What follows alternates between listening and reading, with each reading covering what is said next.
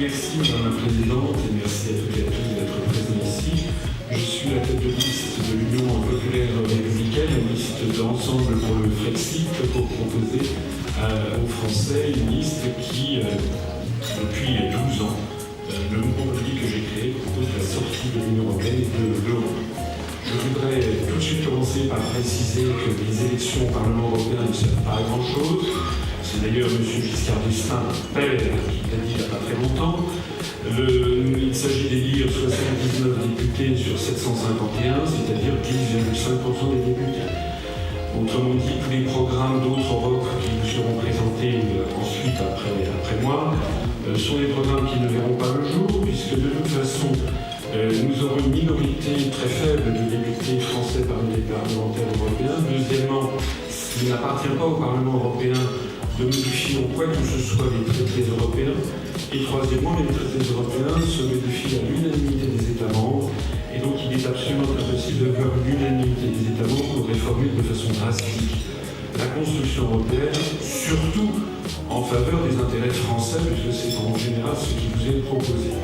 Donc, pour ne pas abuser de mon temps de parole, je terminerai en disant que vous avez face à vous une liste tout à fait nouvelle. Vous avez la possibilité de voter pour des partis politiques qui sont présents depuis 40 ans ou depuis 35 ans au Parlement européen et qui, comme on l'a vu, leur efficacité a été égale à zéro, puisque la construction européenne continue d'évoluer dans un sens que tout le monde comprend, c'est-à-dire que la construction européenne est en train de prendre l'eau de toutes parts. Ayant une formation d'origine d'HEC, aimant bien le monde de l'entreprise, je sais que le monde de l'entreprise ne déteste rien tant que l'incertitude. Or, nous sommes maintenant dans un temps de grande incertitude.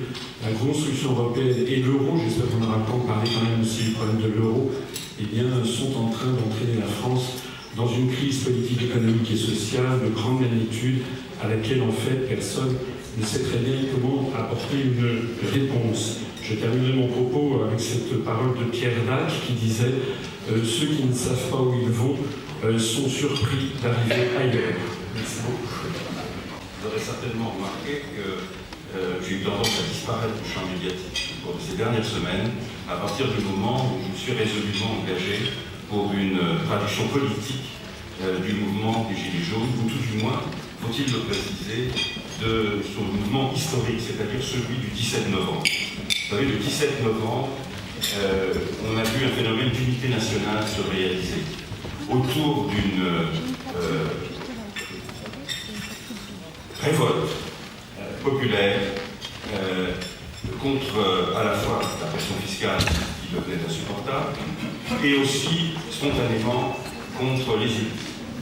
Notre pays souffre profondément d'une gouvernance à la fois arrogante et inefficace.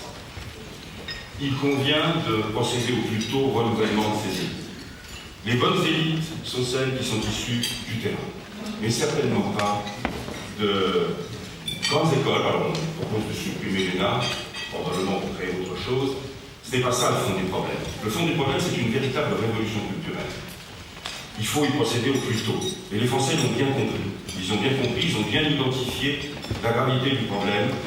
Il n'est plus possible de vivre dans une société normalisée, avec toutes ces normes, ces charges qui pèsent sur les entreprises, qui pèsent sur les Français, qui empêchent le développement de notre activité économique. Et donc, la question fondamentale qui a été posée, c'est celle du pouvoir d'achat. Pour qu'il y ait du pouvoir d'achat, il faut qu'il y ait création de richesse et répartition de ces richesses. Alors, pardonnez-moi, c'est un excellent programme. Juste, à quelle liste rejoindrez-vous si vous êtes... Alors, la question, évidemment, je vais voter un petit peu en touche sur cette question-là. Nous ne savons pas quels sont les résultats des élections. Pour le moment, il est bien difficile d'établir, vous savez, le choix est immense. Nous n'avons pas eu l'occasion d'en discuter. Donc, en tout état de cause, cela dépendra très largement de résultats du scrutin au niveau européen et des convergences que nous pourrons trouver avec d'autres élus. Vous nous avez demandé pourquoi nous nous étions engagés sur cette liste, pourquoi je suis aujourd'hui impliqué dans le débat politique. Ça n'était pas du tout une évidence pour moi, mais je me suis engagé dans ce débat parce que J'ai le sentiment, comme beaucoup d'entre nous peut-être, que, comme le disait Valérie, les civilisations sont mortelles. Nous l'avons vécu et nous en avons encore le cœur étreint en ayant vu l'incendie qui a touché la cathédrale Notre-Dame de Paris. Et nous savons bien qu'aujourd'hui, l'Europe est menacée de sortir de l'histoire.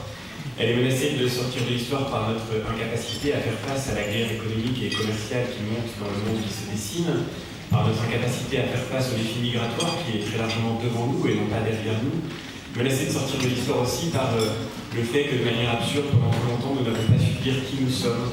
Que ce qui fait la force de nos principaux concurrents dans le monde, c'est d'abord la confiance qu'ils ont dans la force des civilisations qui les portent, dans la force d'une culture, d'un savoir qui mérite d'être transmis, et c'est peut-être ce qui fait le cœur de la crise intérieure que nous vivons aujourd'hui.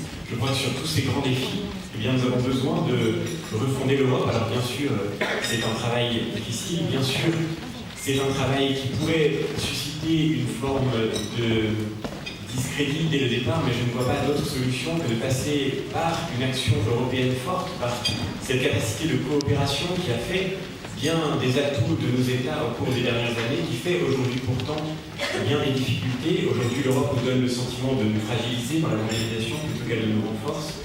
Mais je ne vois pas d'autre option que de tenter d'entrer au cœur de ce travail européen pour faire valoir les intérêts de la France en Europe, les intérêts de l'Europe dans le monde, pour construire une Europe qui sorte de la naïveté et qui se projette vers son avenir. C'est ce dont nous parlerons ensemble. Et c'est la raison pour laquelle je m'engage au sein de cette famille politique qui est membre du Parti populaire européen. Nous avons une vision claire de ce que nous voulons présenter aux Français. Nous avons formulé 75 propositions qui sont ce que nous défendrons en Europe. Cette action, elle s'inscrit au sein d'une famille politique qui doit, elle aussi, évidemment, orienter de façon ajustée sa manière d'agir en Europe. Et c'est au sein du Parti populaire européen que nous siégerons demain pour tenter, dans ce parti qui a toujours eu une force singulière au cœur du Parlement européen, de faire entendre la voix de la France. Juste à côté de vous, Nicolas Dupont-Aignan. Bonjour à vous tous et merci Madame la Présidente de votre invitation. L'Union européenne a défiguré la belle idée européenne de départ. La question n'est pas de faire de grands propos sur l'Europe. Nous savons tous qu'il y a des civilisations européennes à défendre et nous savons tous que nous devons travailler avec nos voisins. La question est de savoir comment. Or, il est évident que cette Union européenne a lamentablement échoué. Elle nous envahit de normes, elle est tatillonne, elle détruit les démocraties et en même temps, elle n'a été incapable de forger une force face aux États-Unis et à la Chine qui s'imposent comme les deux superpuissances mondiales. Donc, fidèle à mon engagement depuis longtemps, j'ai commencé avec Philippe Séguin, je crois que la seule Europe qui peut marcher, c'est l'Europe des nations libres et des projets concrets. Et c'est pourquoi je suis candidat au nom de vous la France. C'est dans ces circonstances historiques, avec une négociation que nous avons pu entreprise avec 23 partis politiques, notamment du groupe ECR, un groupe eurosceptique stable et modéré au Parlement européen. Nous avons décidé d'aller à cette élection pour dire aux Français que le choix n'était pas entre tout casser ou continuer dans cette vision fédéraliste que défendent autant le PPE dans ses statuts que les socialistes. D'ailleurs, ils ont tout voté ensemble et ils ont créé cette mauvaise Europe. L'enjeu, absolument essentiel, si on ne veut pas que l'Europe s'effondre, c'est de construire cette Europe des nations libres, c'est-à-dire renvoyer aux États le maximum de compétences, 90% des compétences de la Commission, supprimer même cette Commission et la transformer en secrétariat léger, que l'on contrôle nos lois, que l'on contrôle nos frontières, que l'on puisse gérer notre budget en toute liberté, comme la plupart des pays du monde qui sont agiles parce qu'ils sont libres. Pour autant, est-ce que ça interdit de travailler ensemble? Bien sûr que non. C'est là la confusion fondamentale des fédéralistes, qui croient qu'il faut tout fusionner pour être fort. On peut bâtir, on en parlera, de grands projets industriels, scientifiques, mais surtout pas à 28, à 3 ou 4 pays, comme on l'a fait avec Airbus, en dehors de ces institutions qui ne fonctionnent pas. Bref, c'est un enjeu majeur des prochaines années. Merci infiniment. Louis Giscard d'Estaing pour lui. Oui, merci à Sophie de Menton et à Eric de nous permettre effectivement d'être devant vous ce matin. Je représente la liste Les Européens, portée par l'UDI et avec laquelle je participe aux côtés de Jean-Christophe Lagarde et Nora Vera, parce que cela correspond tout simplement à la continuation d'un engagement politique et de mes convictions personnelles, celle de ma famille de pensée politique, profondément ancrée dans la construction européenne. Et je fais référence bien sûr aux apports de Jean Monnet, de Robert Schuman, de Valéry Giscard d'Estaing, de Simone Veil, de Nicole Fontaine et de Jacques Barrot, pour ne citer que. Enfin, dans la prolongation des responsabilités antérieures, j'ai été président de la Commission des finances de l'Assemblée nationale de 2007 à 2012. Certains d'entre vous se souviennent, j'ai porté l'amendement ISF-PME pour permettre de faciliter l'injection en fonds propres dans les entreprises françaises.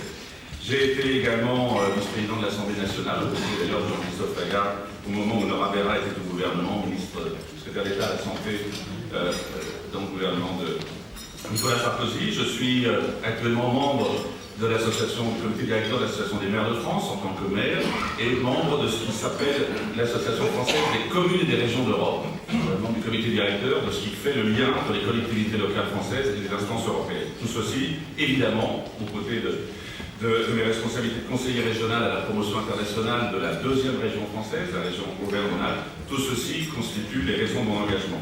Alors il faut voter pour notre liste pour deux raisons.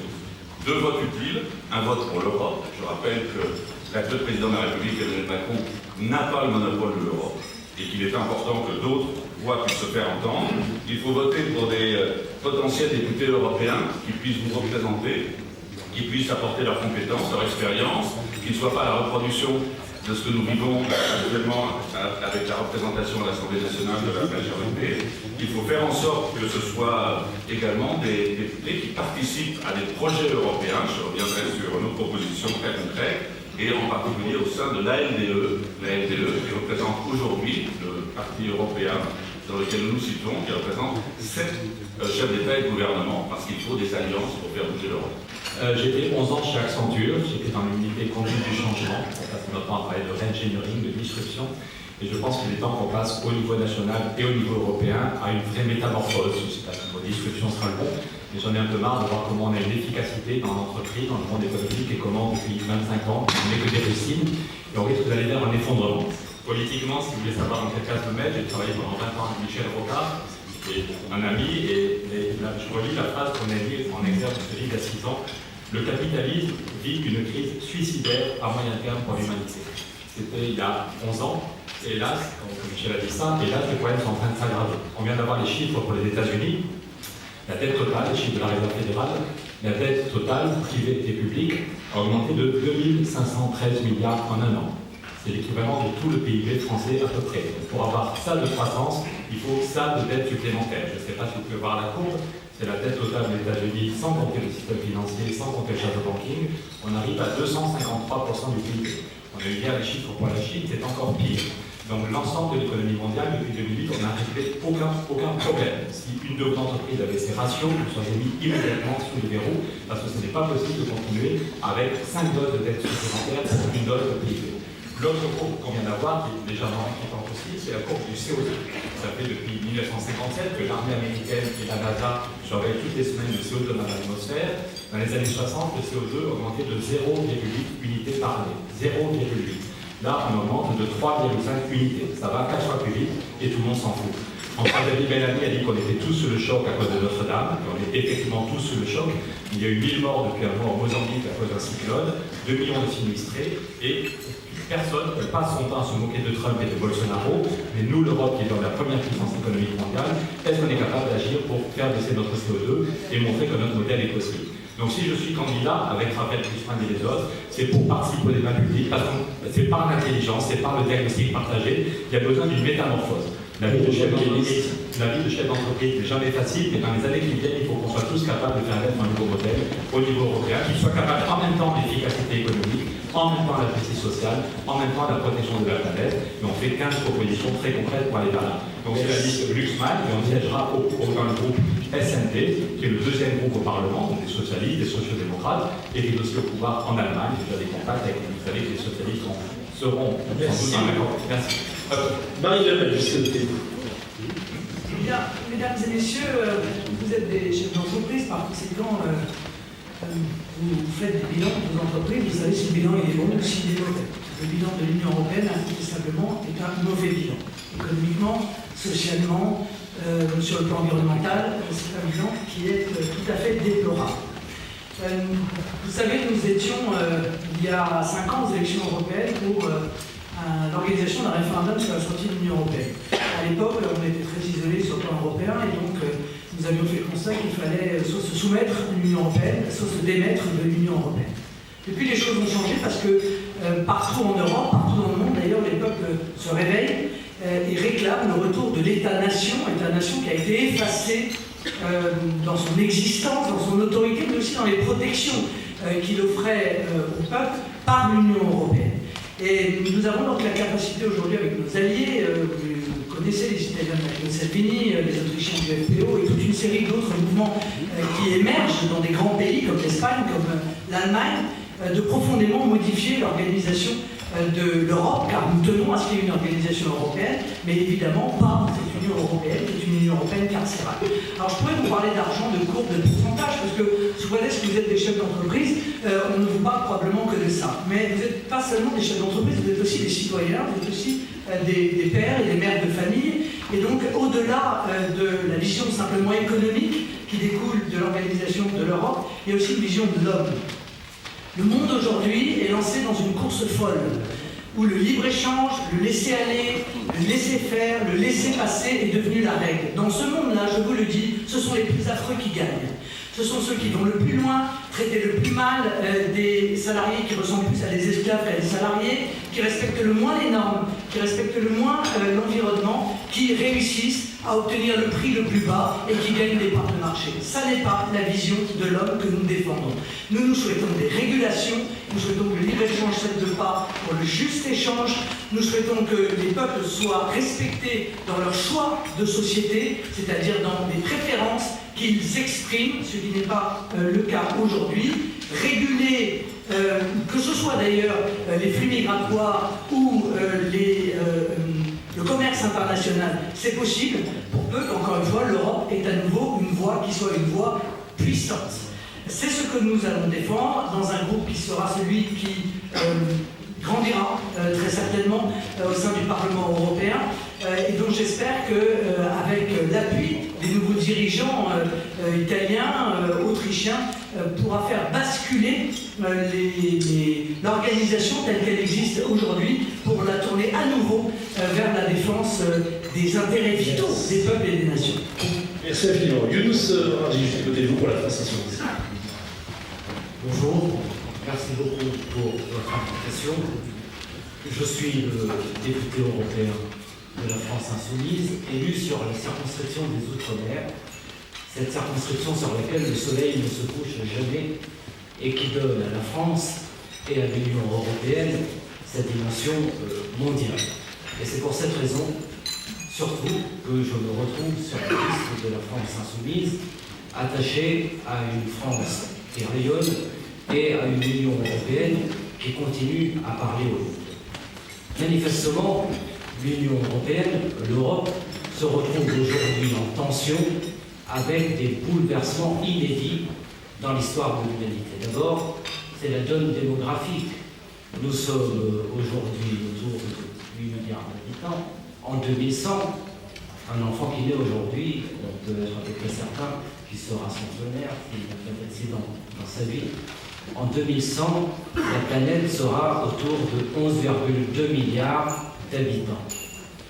Le continent asiatique, autour de 4 milliards d'habitants, et le continent africain verra sa population passer d'à peu près 1 milliard d'habitants aujourd'hui à 4 milliards 2 en 2100, c'est-à-dire qu'un dernier sur 3 en 2100 sera africain. Donc la donne démographique est une donne majeure. Et manifestement, l'Union européenne n'a pas encore trouvé les réponses.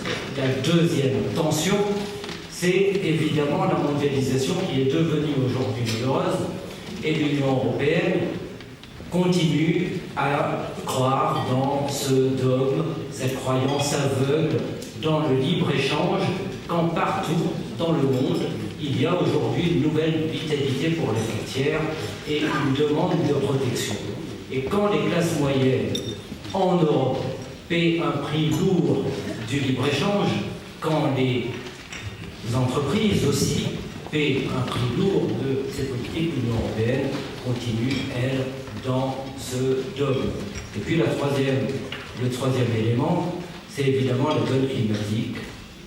avec le réchauffement planétaire, la perte de biodiversité et manifestement la nécessité d'opérer une rupture dans la manière dont on conçoit le développement. Sur quelle liste? Donc face à cela, nous proposons, nous, d'opérer, pour répondre aux défis démocratiques, une révolution citoyenne en Europe, et d'opérer un certain nombre de ruptures pour que l'Europe ait un avenir. Autrement, la dissociation avec les peuples ne sera un peu renforcée et l'Europe risque d'aller à sa perte. Merci infiniment. Fleur Philippot, juste à côté de vous. Pour les patriotes. Oui, mesdames, messieurs, bonjour. Merci à Éthique et à sa présidente d'avoir organisé cette rencontre que je pense utile au débat démocratique. Alors je vais être rapide. Pourquoi je suis candidat? Je suis candidat pour la liste des Patriotes, c'est aujourd'hui le plus jeune mouvement politique de France. Je suis député européen sortant. J'en étais déjà convaincu avant, mais je l'ai constaté encore plus après ces 5 années de mandat à Strasbourg et à Bruxelles. L'Union européenne n'est absolument pas réformable. Et donc le projet que nous proposons aux Français, c'est celui d'une sortie de la France de l'Union européenne. Pourquoi je le présente? Parce qu'il a 3 qualités. Il est clair, il est faisable, il est utile. D'abord, il est clair, parce que sortir, ça veut dire simplement les conditions d'une restauration de notre indépendance nationale, de notre souveraineté de peuple et de nation. Il est faisable parce que depuis les premières élections européennes en 1979, il y a eu autant de promesses d'autres Europes, avec tous les adjectifs que vous voulez derrière, verte, sociale, protectrice, puissance, des nations, je ne sais quoi, qu'il y a 2 packs en chocolat sur vos tables. C'est-à-dire qu'il y en a eu beaucoup. Et ils ont été aussi éphémères que vos œufs en chocolat. C'est-à-dire qu'ils ne sont pas réalisables. Et donc, je crois que si nous voulons être crédibles et cesser de créer de l'abstention dans notre pays, qu'on connaît déjà bien trop, il faut dire la vérité à nos compatriotes. Et c'est un projet utile, évidemment, sinon je ne le proposerai pas, parce qu'il est la condition indispensable d'abord de la restauration de la démocratie. Et le mouvement que nous connaissons des Gilets jaunes depuis quelques mois est évidemment une soif, une aspiration à la justice sociale et fiscale, mais c'est aussi, je crois, un mouvement très politique au sens noble du terme, c'est-à-dire une volonté d'exister dans le champ démocratique. Et il n'y a pas d'existence démocratique au niveau de l'Union européenne parce qu'il n'y a pas de peuple européen et il n'y a donc pas d'exercice possible de la démocratie. Je suis favorable aux coopérations, je pense même d'ailleurs qu'elles doivent largement excéder le cadre du continent européen. On est aujourd'hui dans l'ère de la mondialisation et qu'il faut coopérer avec le monde entier, y compris et en particulier les puissances émergentes sur tous les continents. Mais je suis tout à fait défavorable à une structure qui, d'une manière ou d'une autre, impose à nos nations et à nos peuples la ligne de conduite à tenir, d'autant que les résultats, tout à fait entre nous, ne sont pas formidables, c'est le moins qu'on puisse dire. Je siégerai dans un groupe qui sera forcément souverainiste, vous l'aurez compris.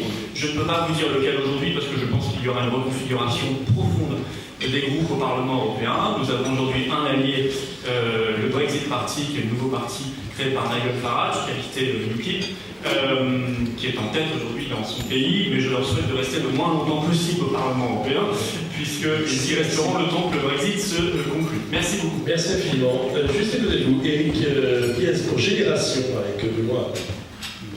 Bonjour, merci de votre invitation. Notre liste, Vive l'Europe libre, se situe dans une dynamique du printemps européen qui porte un projet commun pour l'Europe dans déjà une dizaine de pays. Elle est conduite, vous venez de le dire, par Benoît Hamon, qui, comme vous le savez, était candidat à la dernière présidentielle. C'est une liste citoyenne, moi-même je ne suis pas membre de Génération. Pourquoi cette liste? Nous portons le projet d'une Europe sociale et écologique, une Europe de justice sociale, une Europe démocratique qui veille aux libertés face au rétrécissement de celles-ci. Pourquoi faut-il voter pour nous? Trop de monde considère que cette élection est un test national intermédiaire. Or, pour nous, l'Europe est garante de notre avenir économique et démocratique. Nous sommes clairs, nous sommes le printemps européen, nous avons une stratégie, une vision européenne et un candidat à la présidence de la Commission, Yanis Varoufakis, pour le groupe parlementaire que nous allons constituer avec tous les pays qui composent ce printemps. Justice fiscale, renouveau démocratique, New Deal écologique, bienveillance vis-à-vis des réfugiés et lutte contre la pauvreté pourraient résumer notre programme. Merci infiniment. Juste à côté de vous, Marie-Pierre Védrel, vous avez un peu de temps de côté pour vous. Et puis hier, j'ai été plus concis que les autres. Madame la Présidente, Mesdames, Messieurs, je vous remercie de cette invitation. Je suis très fière aujourd'hui de représenter la liste Renaissance. Je ferai une précision, effectivement, ce n'est pas seulement La République En Marche qui porte cette liste, mais également ses partenaires. C'est une liste de rassemblement autour du mouvement démocrate, d'Agir et du mouvement radical. Cette liste, elle a une ambition commune, c'est porter une Europe plus unie, plus souveraine, plus démocratique. C'est une liste non seulement de rassemblement, mais surtout d'ouverture, qui regroupe des personnalités qui ont, vous avez découvert les 30 premiers visages, qui ont tous cette ambition commune de porter l'Europe, qui ont des parcours différents, mais qui veulent véritablement la refondation du projet européen. Si j'ai fait le choix de m'engager derrière Nathalie Loiseau et Pascal Canfin, c'est parce que l'Europe a toujours été au cœur de mon engagement. Pour moi, l'Europe, c'est la paix, c'est la liberté, c'est la libre circulation. Et il est nécessaire de faire évoluer ce projet européen. Nous devons faire face à un choix historique avec ces élections européennes. L'Europe se doit de protéger son modèle social de marché. Je pense qu'il ne nous devons pas céder aux pressions nationalistes, parce que si nous y cédons, nous serons les perdants de la mondialisation. Voter pour la liste Renaissance, c'est défendre l'intérêt des Françaises et des Français.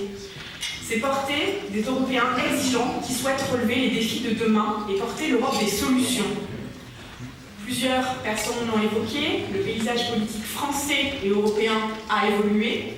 C'est pourquoi nous voulons refonder un groupe politique central au Parlement européen, sans qui le Parti populaire européen et les socialistes démocrates ne pourront agir.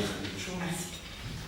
Bon, parfait. Vous avez aussi du temps. Les deux derniers, ils ont été plus rapides. Sophie, c'est ta part. Alors, on va recommencer peut-être dans l'autre sens à ce moment-là pour la deuxième question. On attend Yannick Jadot qui devrait arriver en mode taxi dans pas longtemps.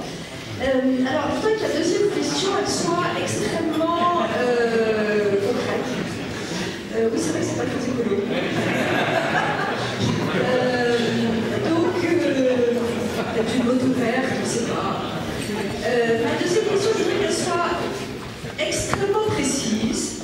Alors, je sais qu'il y en a parmi vous, effectivement, qui ne pourront pas y répondre puisqu'ils ne veulent pas de cette Europe, mais nous voudrions savoir clairement votre vision, comment faire qu'il y ait une unité pour les entreprises en Europe. Comment faire que cesse les disparités que nous connaissons. Comment faire qu'on ne nous reproche pas d'avoir des travailleurs détachés. Comment faire pour qu'elle existe réellement, cette Europe des entreprises, que nous souhaitons et que nous connaissons dans le domaine de nos affaires, lorsque nous exportons, etc., nous travaillons en Europe, mais on aimerait quelque chose de concret. Qu'est-ce que va faire l'Europe pour ça? Y a-t-il possibilité d'avoir une unité pour nos entreprises en Europe? Qui veut commencer? Tu le reprendras. J'aurais tendance à vouloir donner la parole à Pierre Laroutoux, qui a insisté sur son profil d'entrepreneur. Et puis après... Notre objectif principal est de protéger les salariés, de protéger les entreprises, de protéger l'ensemble de la société des deux crises dont je viens de parler, la crise financière qui vient. Christine Lagarde a redit il y a 2 semaines. Je trouve terrifiant de voir comment on se fiche des avis du FMI et de la Banque mondiale. En 2005, j'étais un des rares qui avait annoncé la crise de 2008. Certains se moquaient de moi. Je me souviens que Dominique Strauss-Kahn, qui devant 600 personnes, expliquait qu'il n'y avait aucun risque de crise financière.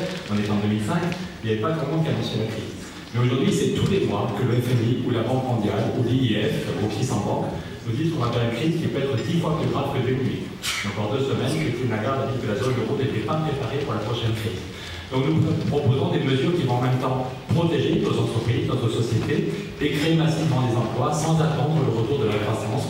Vous avez vu que hier, l'Allemagne vient d'annoncer qu'elle allait retomber à 0,5 seulement. L'Allemagne annonce seulement 0,5 de croissance pour l'année qui vient. Donc comment donner un emploi à tous, comment protéger nos entreprises et notre prospérité collective, c'est ça l'essentiel de notre message. Avec plusieurs mesures, en 3 minutes je n'ai pas le temps d'en parler, mais la mesure principale est un traité qui va massivement financer la transition écologique.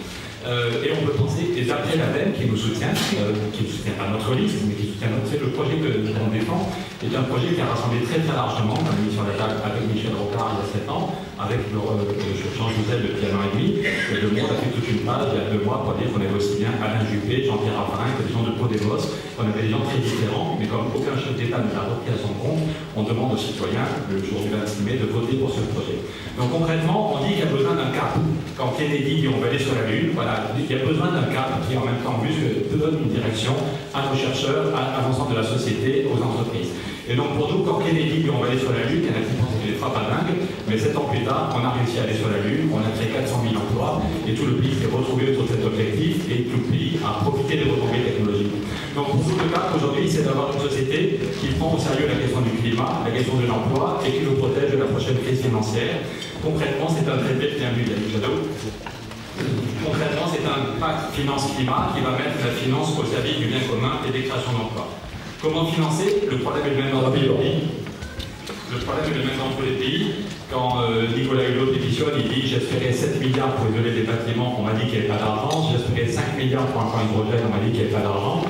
On ne le sait peut-être pas, mais la Banque Centrale Européenne n'a jamais fait autant d'argent. Il y a 4 ans, c'est les Échos qui disaient la Banque Centrale Européenne va créer 1000 milliards. On appelle ça le quantitative easing. Quand on était petit, on appelait ça la planche à billets, mais c'est bien la même chose. Au total, la BCE a créé 2600 milliards, dont 90% est parti à la spéculation. Et c'est pour ça que le FMI nous dit qu'on a une nouvelle crise qui peut être beaucoup plus grave que 2008. Donc nous proposons deux outils, pardon, parce qu'on n'a pas le temps d'expliquer le diagnostic, le reste du pipeau, on peut faire tout un catalogue de propositions, mais je pense que vous aimez tous avoir un diagnostic. J'en ai 12 à faire parler.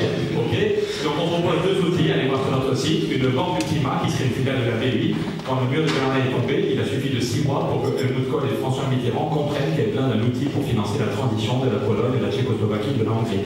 Donc on propose une banque du climat qui serait une filiale de la BEI, et chaque pays aurait une enveloppe pendant 30 ans qui correspond à 2% de son PIB. Pour financer un plan Marshall pour l'Afrique va se disloquer, et la question des réfugiés va devenir absolument monstrueuse si on n'est pas capable d'un plan d'investissement, un budget de 100 milliards qui va permettre aussi de subventionner beaucoup d'argent. Tous ceux qui travaillent, écoutez, ça va donner 800 000 emplois. Et si on crée 800 000 emplois, on peut créer 2200 milliards et 100 milliards à côté, il n'y a pas photo. Mais cet argent existe. Cet argent existe, et la question est savoir, est-ce qu'on continue, et la Banque centrale a dit il y a 3 semaines qu'elle allait recommencer les grands prêts à taux négatifs aux banques, est-ce qu'on continue jusqu'à une crise dramatique, ou est-ce que cet argent... de toute façon, c'est très clair, on peut créer 2600 milliards ou 100 milliards pour la banque du climat. On va souhaiter la bienvenue à Yannick Jadot, et qui en donne la parole en premier. Maintenant, malgré le fait qu'on avait commencé les questions, on a demandé à tout le monde, il n'y a aucun souci. En fait, toute la salle voulait savoir si vous étiez vraiment venu en mototaxi d'abord. Bon, alors il assume. Et surtout, mais voilà, il faut courir, pourquoi voter pour vous et quel groupe vous rejoindriez demain au Parlement européen. Et enfin, parce que vous allez répondre aux questions comme ça aux 3. La deuxième question, c'était, moi je suis très axée entreprise, comment vous voyez l'entreprise en Europe? Qu'est-ce qu'il faut faire d'urgence? Et là, vous avez 5 minutes, parce que vous n'avez pas eu la première réponse. Oui. Merci. Allez, 4. Merci infiniment. Bonjour à toutes et à tous, et désolé d'être en retard. Effectivement, je suis une mototaxi pour vous rejoindre le plus vite possible. Merci infiniment. L'Europe a un vice de construction. Le vice de construction de l'Union européenne, c'est qu'elle n'a jamais eu de politique industrielle. Nous avons construit l'Europe sur un marché, nous avons construit l'Europe avec une certaine efficacité autour des consommateurs. Il y a bien une politique de la production quand il s'agit d'agriculture, il n'y a pas de politique de la production quand il s'agit du reste de l'économie. Et qu'on est dans une situation où, de manière un peu absurde, nous avons 28 souverainismes industriels qui se font concurrence en Europe, alors qu'évidemment, la concurrence majeure vient de Chine, des États-Unis, des pays émergents, du reste de l'économie mondiale. Et ça, c'est un biais dont nous avons terriblement du mal à sortir, justement pour construire une économie européenne à la fois innovante, évidemment répondant aux enjeux du climat, de la biodiversité, de la solidarité, mais aussi une industrie européenne à même d'innover, de développer ses activités sur les territoires et de partir à la conquête du monde. Quelques exemples. Nous le savez, nous avons parmi les meilleurs ingénieurs du monde, c'est incontestable, parmi les meilleurs centres de recherche du monde, c'est incontestable. Nous développons un certain nombre de technologies, de capacités, les Key Enabling Technologies, et puis trop souvent, les entreprises, au moment de développer de manière industrielle des prototypes, quittent le territoire européen. Et ça, c'est une erreur, une faute politique majeure de l'Union européenne. Deuxièmement, nous nous défendons très mal. J'avais mobilisé le Parlement européen au moment du dumping chinois sur les panneaux photovoltaïques, en secteur d'activité ô combien essentiel pour le XXIe siècle, et nous avons vu les dirigeants chinois faire le tour des pays européens, les menacer les uns après les autres et avoir une Europe qui n'a finalement pas protégé son industrie photovoltaïque. Pour prendre un exemple, Bosch Délicieux, vous connaissez tous l'histoire, qui fait des pièces pour le diesel. C'est une entreprise benchmarkée et qui, avec ses salariés, construit une reconversion vers le photovoltaïque. Et finalement, à la fois sous la pression du dumping chinois et l'absence de politique énergétique française allant dans le sens des énergies renouvelables, cette entreprise s'est retrouvée en difficulté. Alors qu'elle était benchmarkée sur le diesel, qu'elle était benchmarkée sur le photovoltaïque, elle se retrouve en difficulté. Voilà typiquement le type de choses dont il faut sortir. Donc, pour nous, c'est évidemment à la fois transformer l'économie européenne autour des impératifs de l'écologie, innover et avoir un budget et une politique Horizon 2020 qui se poursuit et qui investit, qui innove et qui permet aux entreprises de rester sur le territoire européen, c'est se protéger des dumpings internationaux. Et pour ça, il faut voter pour les écologistes.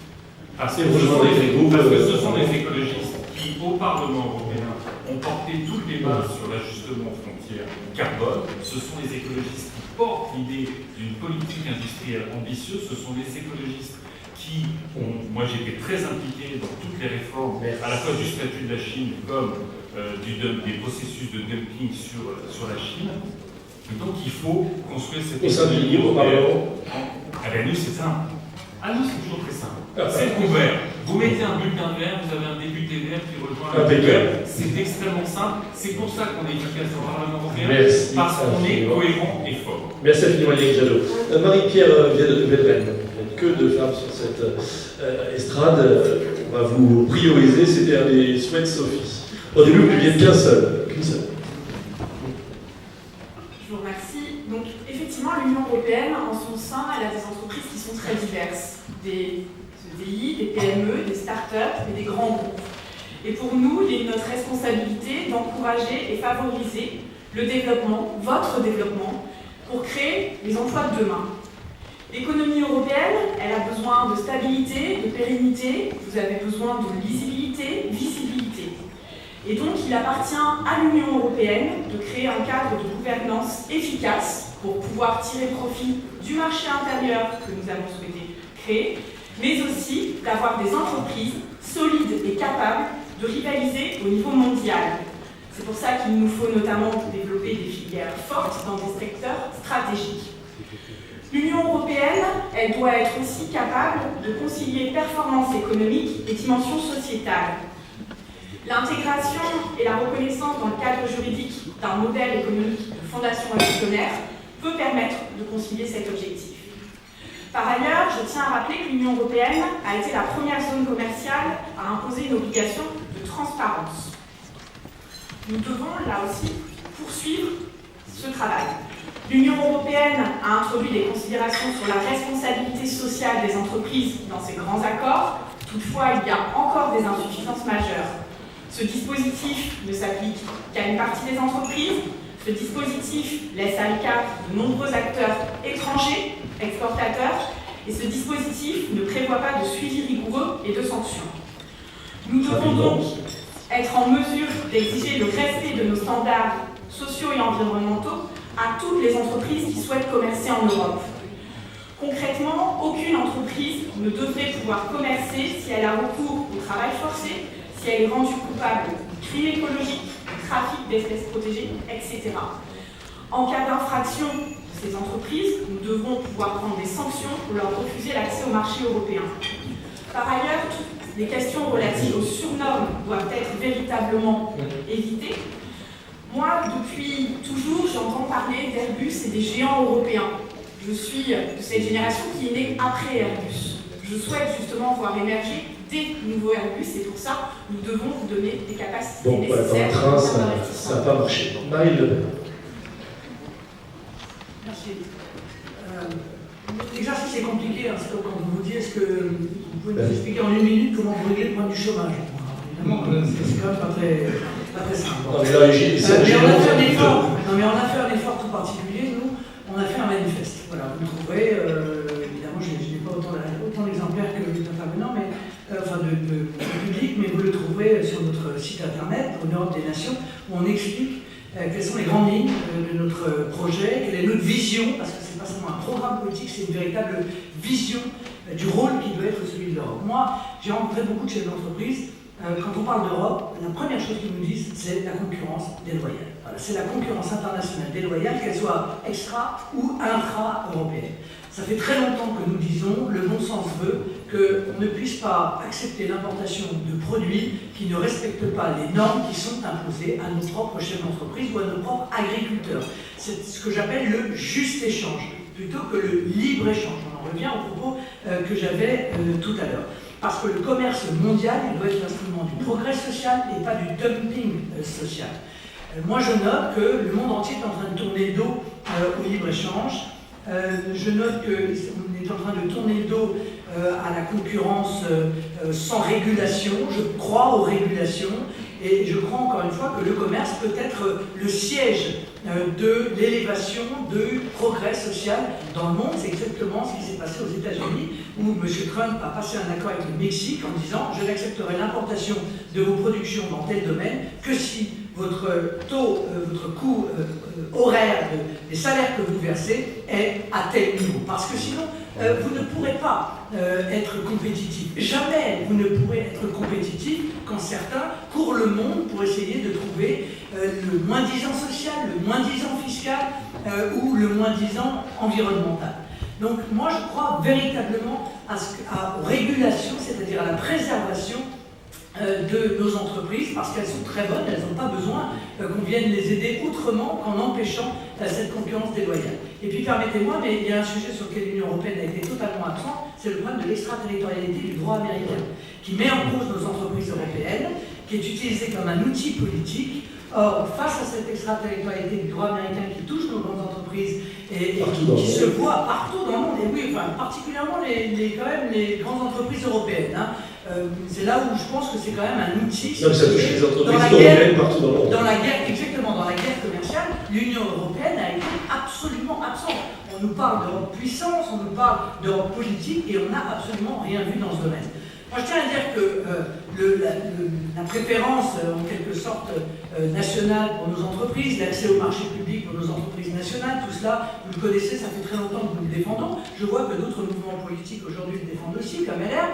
Ce que je note, c'est que pendant que nous étions au Parlement européen, nous n'avons jamais vu un seul amendement de ces mouvements être déposé, être défendu, et qui aille dans ce sens-là. C'est ce sens que prend le monde, c'est ce sens que prennent les grandes puissances du monde, les États-Unis, l'Inde, la Chine, la Russie, c'est évidemment ce sens que doit prendre également l'Europe, sinon nous serons balayés par la mondialisation sauvage. Et je vous propose de poser cette question à François-Xavier Bellamy, qui représente aujourd'hui les Républicains. Je crois que sur le constat, beaucoup de choses peuvent être partagées. Maintenant, ce qui est certain aussi, c'est qu'effectivement, il faut faire preuve de réalisme. Et de ce point de vue-là, il est clair que la vision que nous défendons, elle, a le mérite d'être constante. Nous ne croyons pas que nous serons plus forts si nous sommes seuls. Et nous ne sommes pas de ceux qui se réjouissaient il y a quelques mois encore du Brexit en appelant au Frexit. Donc, ne nous faisons pas de procès en cohérence. Ce qui compte, c'est de nous tourner vers l'avenir. Nous croyons que le marché unique doit être vraiment créé et qu'il faut en faire un outil politique. Il faut finir le marché unique qui n'est pas terminé. Nous passons notre temps à le proclamer, mais en réalité, ce marché est toujours parasité par des décalages de normes qui sont effectivement des problèmes compliqués pour vous lorsque vous cherchez à exporter, lorsque vous cherchez à travailler en Europe. Il faut créer un marché avec une vraie profondeur de marché. C'est la question du marché bancaire, du marché financier qui ne sont pas terminés pour permettre justement de résister aux crises financières qui pourraient arriver dans d'autres régions du monde et nous toucher, bien sûr. Et puis, il faut que la France s'interdise enfin la pratique de la surtransposition qui fait qu'à chaque fois qu'une directive européenne est émise, nous compliquons la tâche en rajoutant derrière cette espèce de passion administrative. C'est très intéressant de faire campagne quand vous allez rencontrer les PME, TPE à l'ouest de la France, ils vous disent par pitié arrêtez avec des normes européennes. Quand vous allez à l'est, près des frontières, les chefs d'entreprise ou les agriculteurs vous disent par pitié appliquez-nous les normes européennes parce qu'ils connaissent leurs concurrents et leurs partenaires juste à côté de la frontière qui savent très bien qu'agir avec ces normes n'est pas un problème si nous sommes capables d'avoir un marché qui soit vraiment commun. Si on abaisse les frontières et qu'ensuite on a des règles différentes, évidemment on crée des problèmes immenses. Le deuxième élément, c'est qu'ensuite il faut faire de ce marché unique un outil politique. Et ça fait longtemps que nous le disons. Bien sûr, l'Europe aujourd'hui, elle doit évoluer sur ce sujet. Il faut que ce marché unique soit l'occasion de faire respecter nos intérêts. Nous croyons au libre-échange.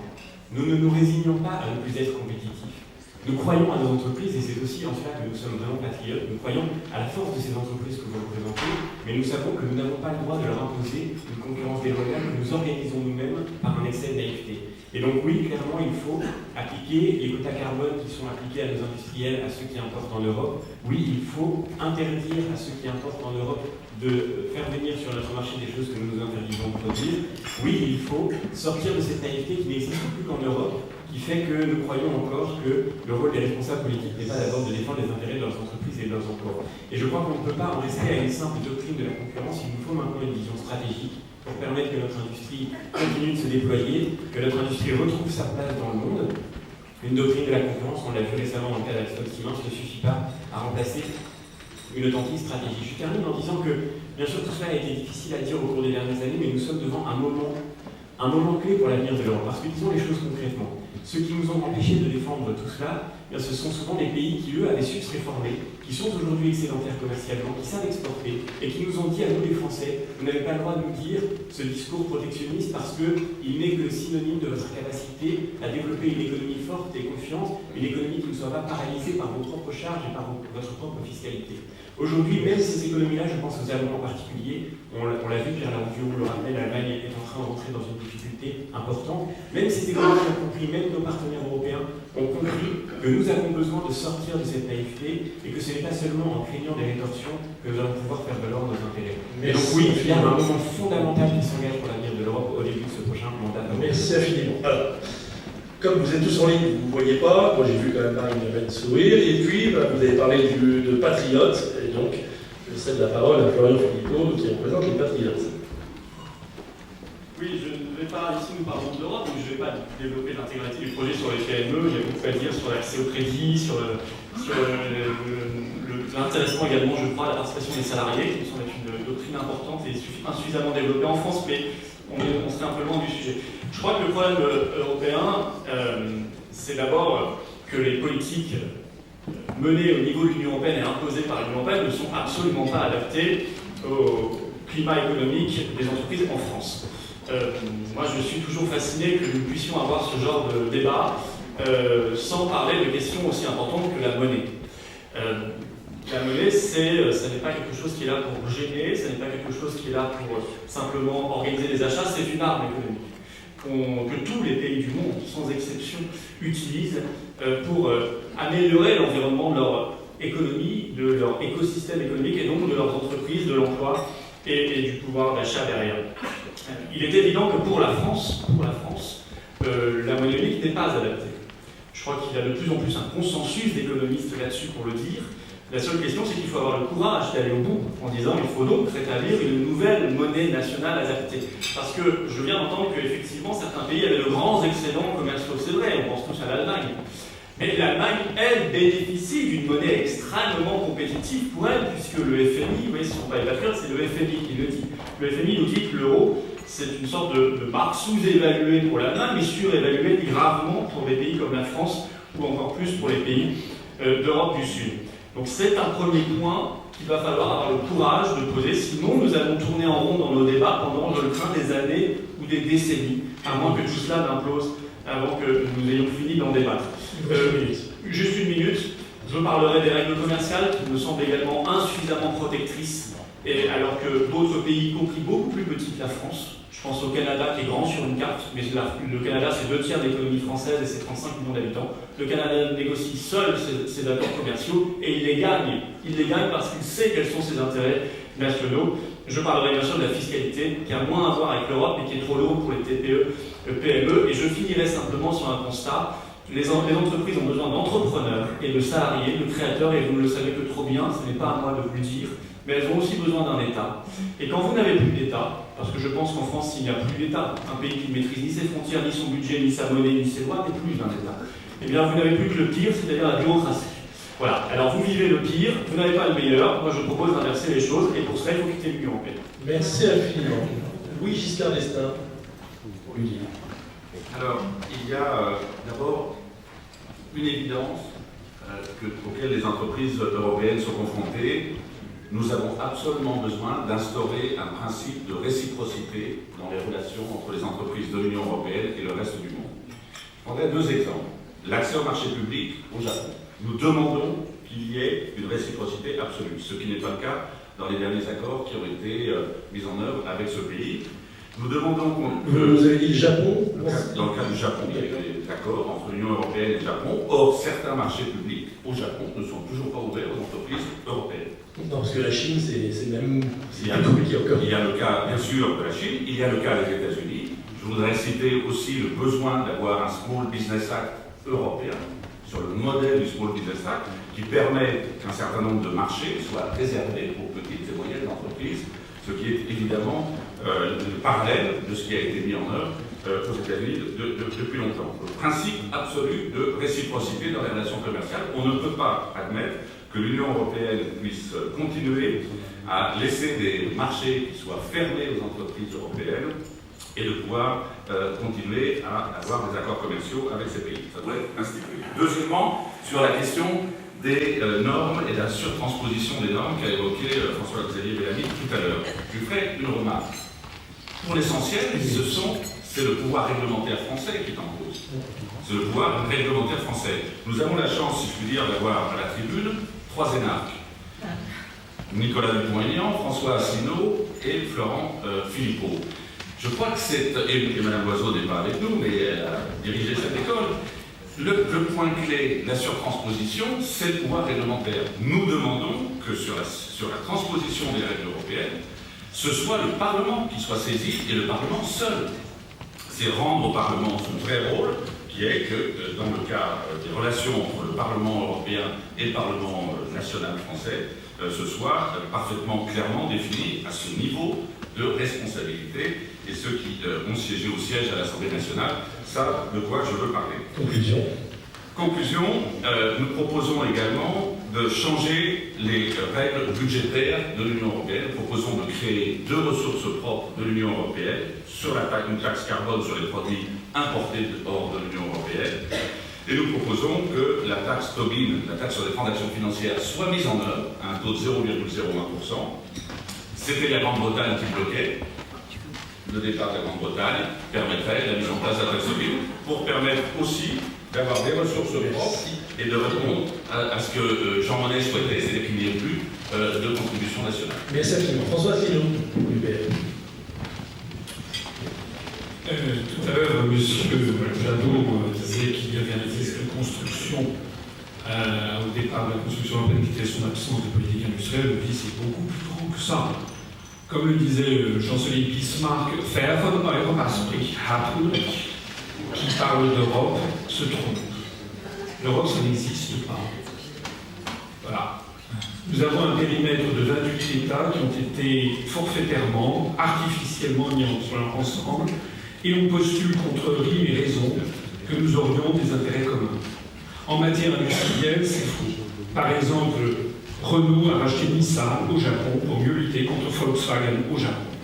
En Chine, PSA s'est installé à Wuhan avec son partenaire Dongfeng pour mieux lutter contre Volkswagen qui a son propre partenaire chinois et contre Fiat qui a racheté Chrysler et qui a son propre partenaire chinois. Toutes les grandes entreprises mondiales veulent être en fait des global players, comme on dit, c'est-à-dire être présents sur les 3 grands pôles de croissance mondiale que sont l'Amérique du Nord, l'Europe et l'Asie, l'Extrême-Orient. Voilà. Alors, moi je pense qu'il faut, dans ces questions, revenir à des idées simples. Imaginez, puisqu'ici on parle à des chefs d'entreprise, imaginez que vous soyez 28 entreprises dans une tour de la Défense et que quelqu'un dit, ben voilà, vous allez tout avoir maintenant la même stratégie, les mêmes marchés, les mêmes produits, etc. Évidemment, tout le monde rigole parce que tout le monde comprend que c'est absurde. C'est pas que je vous projetais autour de la Défense. Non, je voudrais dire quand même que la construction européenne est une structure politique antédiluvienne qui remonte au moins au XIXe siècle avec Victor Hugo, pour ne pas dire à Dante Alighieri au XIIIe siècle, pour ne pas dire même à Octave Auguste en moins 27 avant Jésus-Christ. Il s'agit tout simplement d'un fantasme. Et je rappelle que si vous regardez la réalité des faits, il faut revenir à la réalité des faits. Parce que si l'Europe a inventé quelque chose, c'est bien l'esprit scientifique, les faits qui s'opposent au dogme. Quels sont les 3 pays d'Europe qui se situent au sommet de l'indice de développement humain calculé par le programme des Nations Unies pour le développement? L'Islande, la Norvège, la Suisse, les 3 pays confusés, Union européenne. Quel est le pays d'Europe qui est le premier dans la transition énergétique?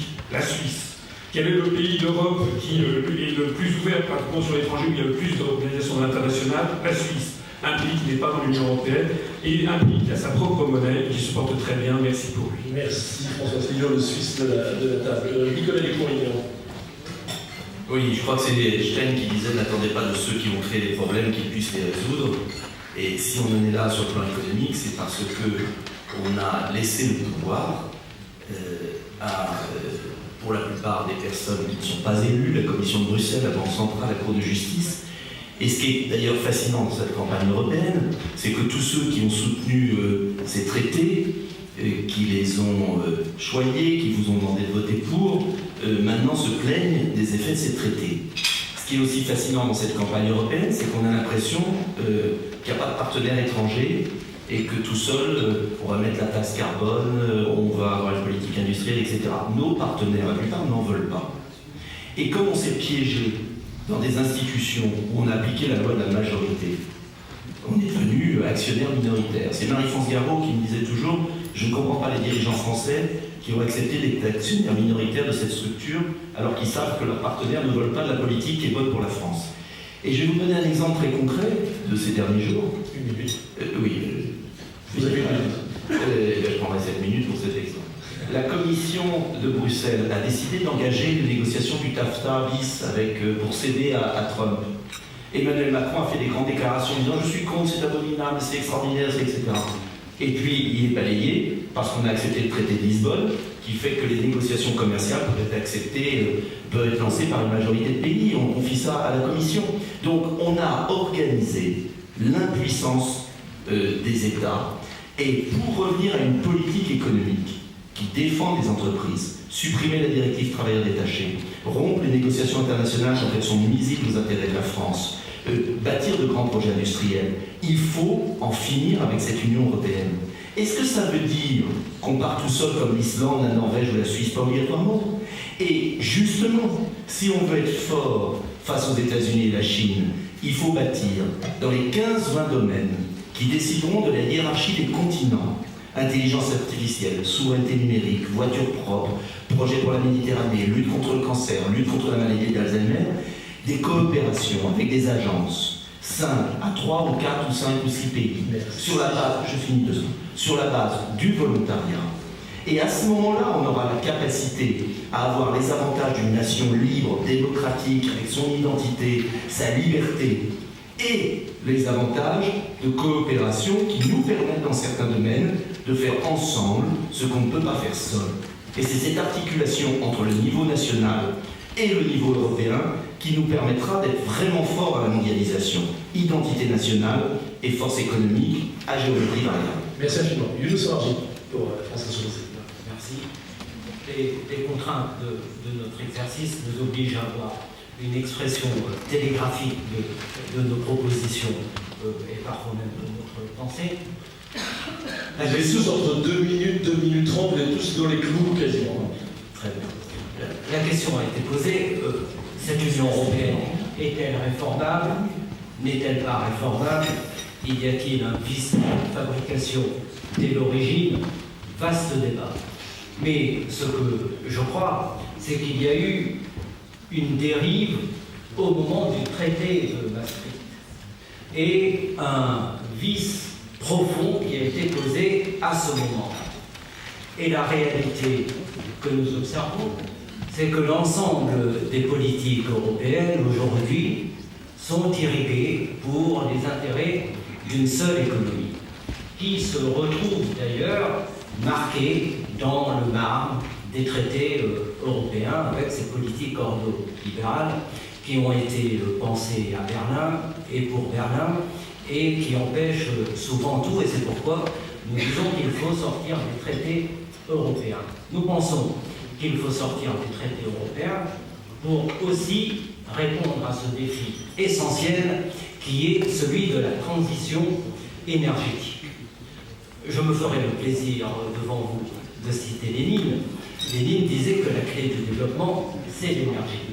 Et pour ce qui est de l'Union européenne, elle importe plus de la moitié de son énergie, 90% de pétrole, 70% de gaz, quand la Chine importe 15% et les États-Unis 10%.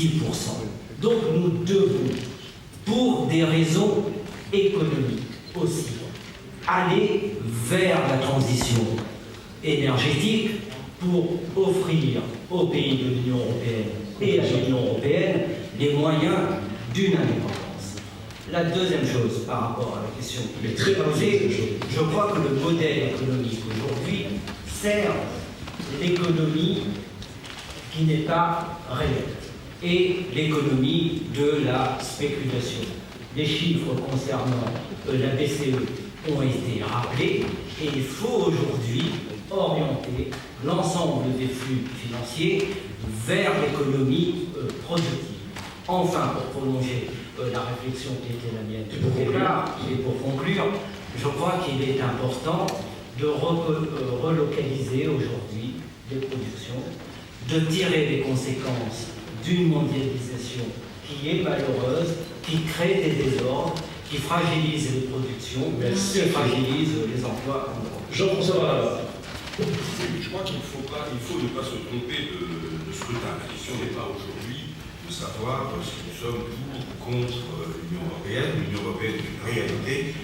Et même si nous sommes insatisfaits de sa construction, si nous sommes insatisfaits notamment des institutions européennes et du manque de démocratie, nous souhaiterions que l'Europe développe, c'est-à-dire que la représentativité soit, par exemple, à l'initiative législative.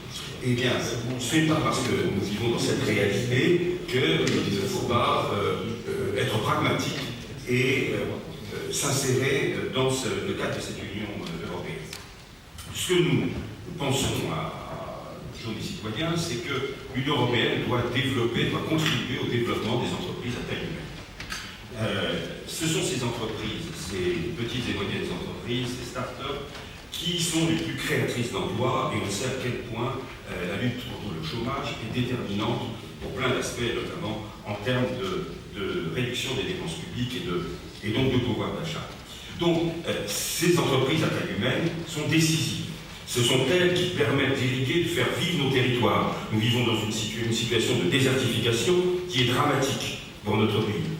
Et il faut y remettre bon ordre, et notamment grâce au développement du tissu de nos entreprises.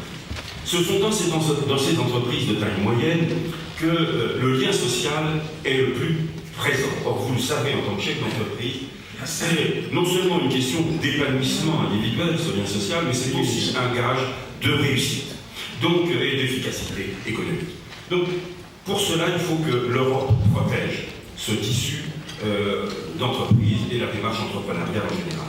Donc cette protection, c'est évidemment de permettre d'éviter les distorsions de compétences au sein même de l'Union européenne, que l'on arrête de favoriser, notamment à travers l'action des lobbies, les plus grands groupes, et que, par exemple, en créant une haute autorité de la transparence, et en tout état de cause, en développant aussi de grands programmes dans lesquels nos petites et moyennes entreprises puissent trouver source de développement. Nous sommes à l'heure actuelle encore sur un modèle de développement au niveau européen.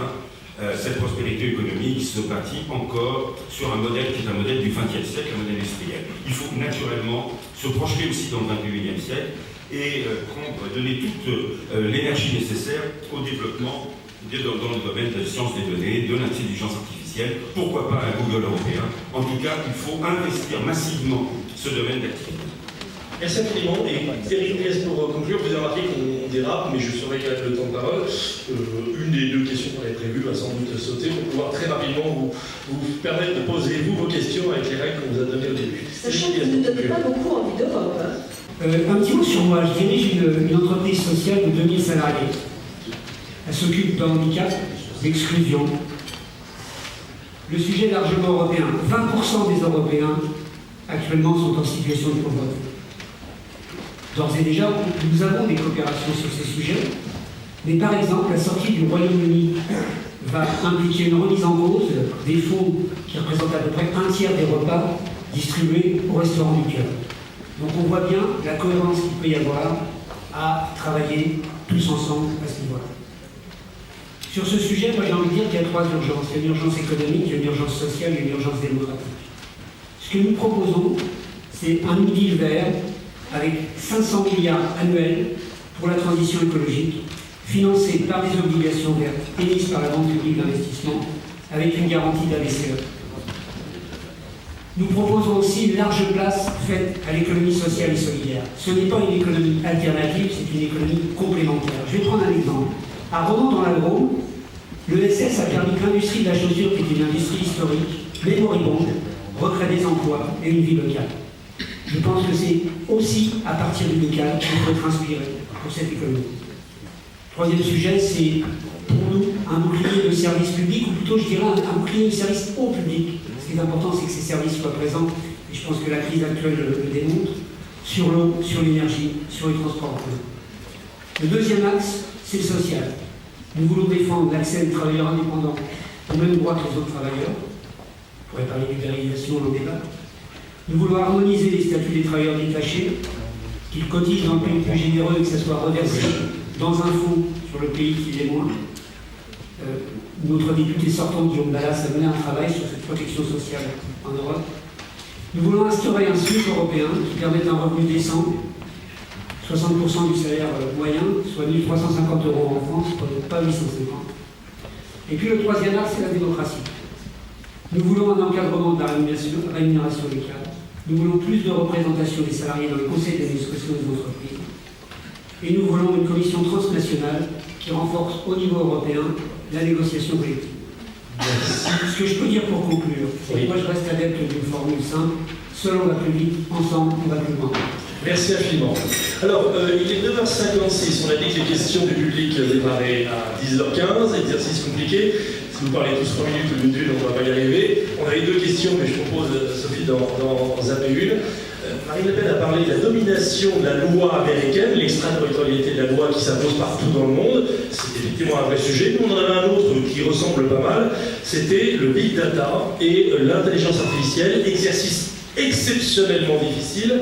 Vous demandez à chacun, en 1 minute, 1 minute 30, de me dire ce que vous pensez de... Oui, je sais. L'intelligence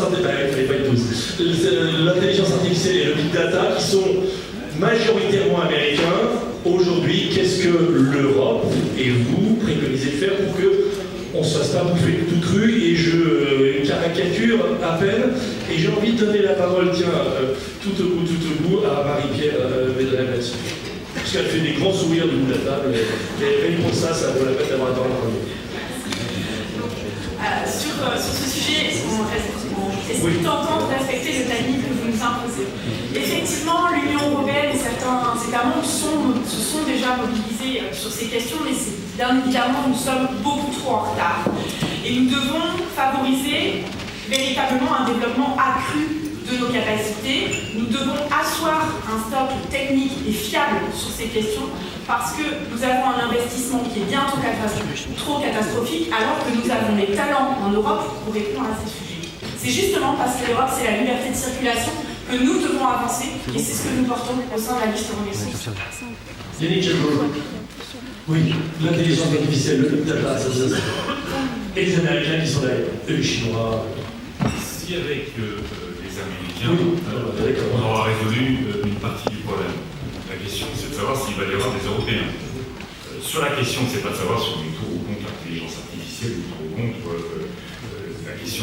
personnelles ou du big data. Ça existe et ça peut être un outil d'innovation, ça peut être un outil de création d'emplois, ça peut être un outil d'allègement d'un certain nombre de tâches pénibles. La question, c'est notamment, effectivement, est-ce que l'Europe se dote d'entreprises à échelle internationale qui peuvent développer ce type de choses? Et ça revient, selon moi, à cette politique industrielle, à cette politique des marchés publics. Moi, mon sujet, c'est pas qu'on ait la même politique des marchés publics que les Chinois. Mon sujet, c'est qu'il y ait un Buy European Act qui permette, justement, parce que ça représente, selon les économies, de 13 à 17% du PIB, qui permette justement d'orienter une partie de la commande publique vers des entreprises dont on considère qu'elles sont stratégiques, absolument stratégiques, pour notre souveraineté industrielle, pour notre souveraineté économique et donc pour notre souveraineté démocratique. Deuxièmement, en conclusion, c'était bien de faire référence à la question de la protection des données personnelles et je suis particulièrement fier que ce soit dans la négociation finale au Parlement européen, c'était un vert qui portait ce dossier-là, au Conseil, c'était un ministre vert luxembourgeois qui portait ce dossier-là, et ça montre bien que comme on l'avait fait pour REACH, comme on peut le faire pour la protection des données personnelles, quand l'Europe a de l'ambition et du courage, nous devenons la référence internationale. Nicolas Dupont-Aignan, je vous ai vu opiner de la tête. Je vais vous choquer. Et pourquoi il n'y a pas eu de projet industriel européen? Parce qu'il n'y a pas d'européen, ça n'existe pas. Et que donc un mythe de substitution n'a jamais remplacé une volonté nationale.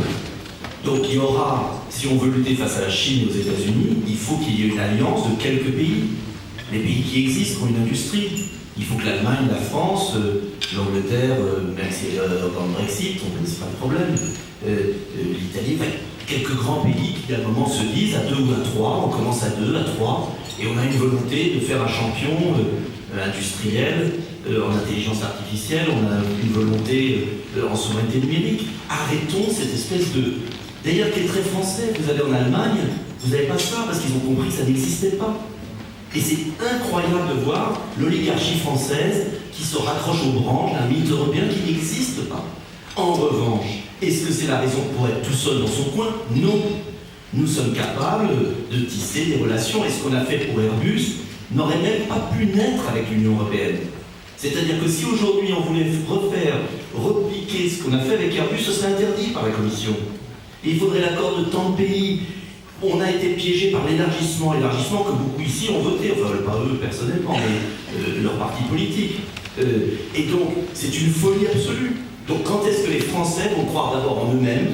Car la vraie question c'est est-ce que les Français croient en eux-mêmes? Est-ce que les dirigeants français de grandes entreprises croient en la France? Est-ce que les hommes politiques français croient en la France? Et ensuite, est-ce qu'on est capable de bâtir des coopérations à 2 ou 3 pays pour affronter la Chine et les États-Unis? Il n'y a que comme ça qu'on peut faire demain. Tout le reste, c'est du discours et on verra ça à chaque élection européenne. Je pense que vous avez dit. Il faut, je crois, pouvoir s'appuyer sur la force que donne, et là ce sera sans doute un point de désaccord important, mais que donne un marché unique de 500 millions d'habitants pour imposer des règles à ceux qui viennent en Europe. Ce qu'on n'a pas encore assez fait aujourd'hui, mais on l'a fait dans 2 cas très récents que je voudrais citer. Franck Pousse, qui est le chef de la délégation LR au Parlement européen, a fait voter pour la première fois un mécanisme de contrôle des investissements directs étrangers. C'est une folie qu'on ne l'ait pas fait plus tôt. On s'est laissé dépouiller de nos actifs stratégiques, on était sur le point de se laisser dépouiller encore plus. Il faut évidemment qu'on puisse avoir ce type de mécanisme qui existe aux États-Unis, c'est le CFIUS, et qu'aucun pays européen seul ne pourrait suffire à imposer. Et ce sera aussi le cas sur les data. C'est aussi le cas, par exemple, avec le vote de la directive sur les droits voisins, qui pour la première fois protège ceux qui produisent un contenu intellectuel ou culturel, médiatique, de ce parasitage des GAFA qui exploitent le marché publicitaire sans rémunérer ceux qui produisent les contenus. Et donc il faut qu'on aille beaucoup plus loin dans cette voie, puisque la question porte sur les GAFA et sur la question du big data. Soyons très précis, je serai très rapide, nous avons 3 propositions à faire. La première, c'est de faire des données un actif stratégique, exactement comme par exemple les réseaux électriques, c'est-à-dire qu'il faut effectivement que les données qui sont le grand support des marchés de demain soient nécessairement partagées avec une pluralité d'entreprises. C'est une nécessité absolue si nous ne voulons pas perdre nos libertés, et aucune agence de protection des démocraties ne suffira si nous ne savons pas réviser cette question des données. Il faut obliger les GAFA à localiser les données sur le sol européen, parce que si elles ne sont pas localisées sur le sol européen, alors nous les aurons perdues.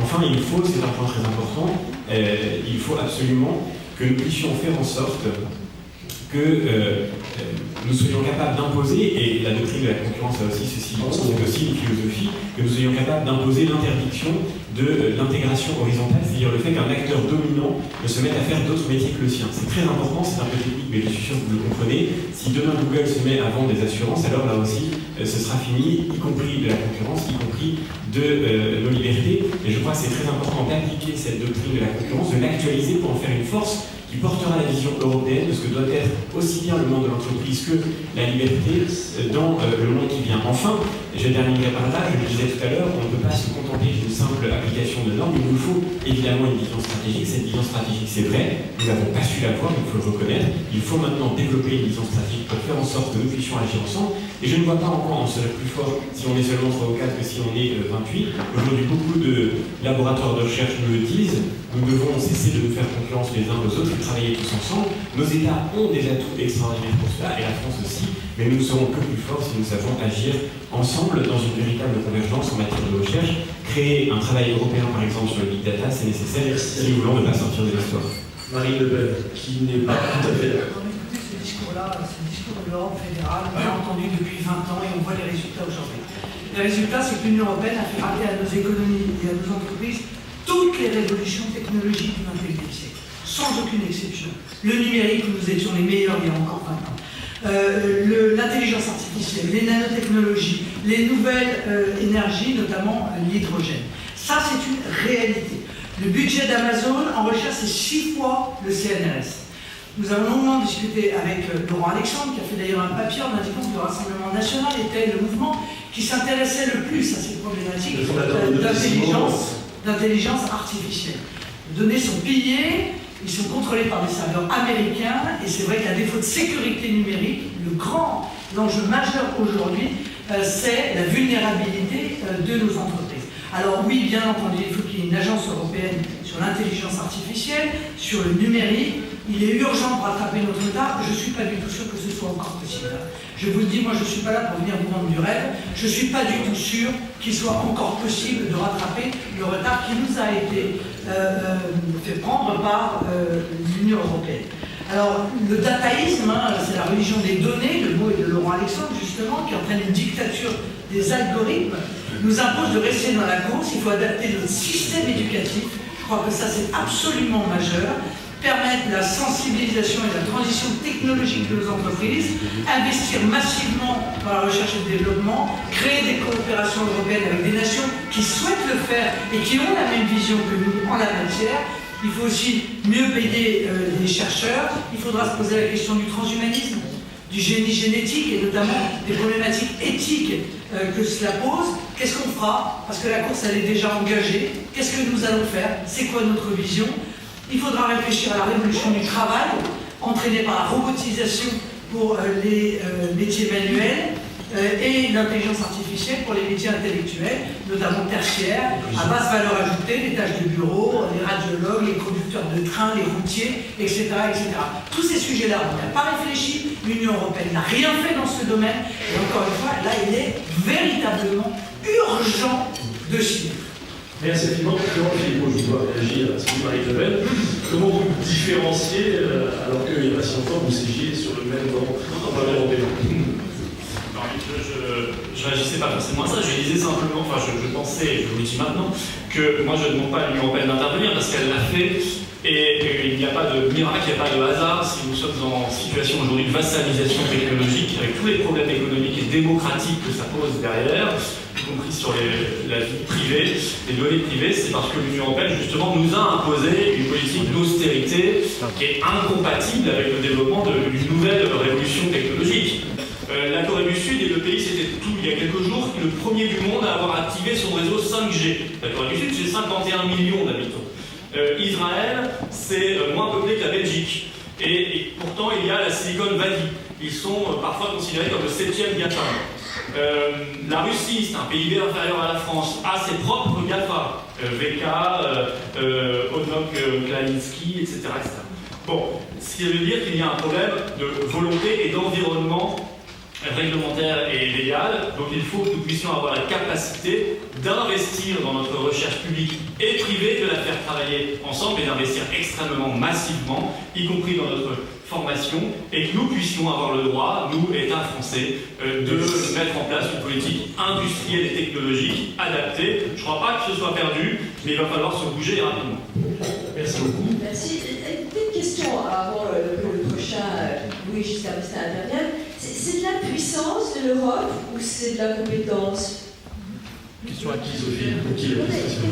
Dans vos réponses individuelles, on a l'impression de choses évidentes. Vous avez tous envie globalement de solutions positives, même ceux qui sont contre l'Europe. Et il y en a qui ont été au Parlement européen, qui comprennent. On a la sensation, c'est quoi? C'est de l'impuissance européenne au sein du Parlement ou c'est une forme d'incompétence? Qu'est-ce qui se passe? Pourquoi ces solutions que certains proposent et qui sont évidentes ne voient pas le jour? À rajouter dans vos réponses. Quand vous désignez comme commissaire au numérique M. Oettinger qui n'y connaît rien, c'était mal parti. Et pourtant, dans cette commission devait sortir un plan numérique puissant, avec de l'investissement derrière. Et malheureusement, ça traîne, parce que quand vous avez des personnes qui n'en font pas une conviction pour la porter, c'est pas facile, l'Europe. Pour nous, c'est indispensable, mais c'est pas facile. Mais si vous avez des gens qui, au départ, ne connaissent pas le sujet, au fond, n'ont strictement rien à faire, ça démarre mal. Louis Giscard d'Estaing, je précise que nous avons 2 partants qui ont des obligations en province et à qui on va essayer de redonner la parole avant qu'il parle. C'est François Bellamy et Nicolas Dupont-Aignan. C'est déjà d'être venu ce matin. À vous, Louis Giscard d'Estaing. La démonstration vient d'être faite sur la question de l'intelligence artificielle et du big data.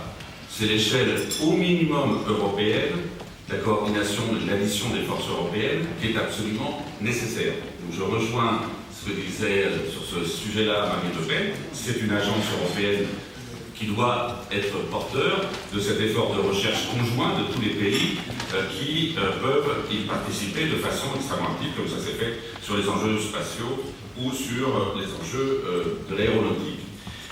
Il y a aussi le besoin d'atteindre une taille critique sur cette question majeure de l'intelligence artificielle et du big data. Une piste qui pourrait être explorée, nous avons besoin d'avoir des alliés au-delà du marché, des 500 millions du marché intérieur, et nous proposons qu'une réflexion soit lancée dans un partenariat sur ce sujet avec un pays continent qui recherche aujourd'hui une indépendance vis-à-vis de la Chine et des États-Unis, c'est l'Inde.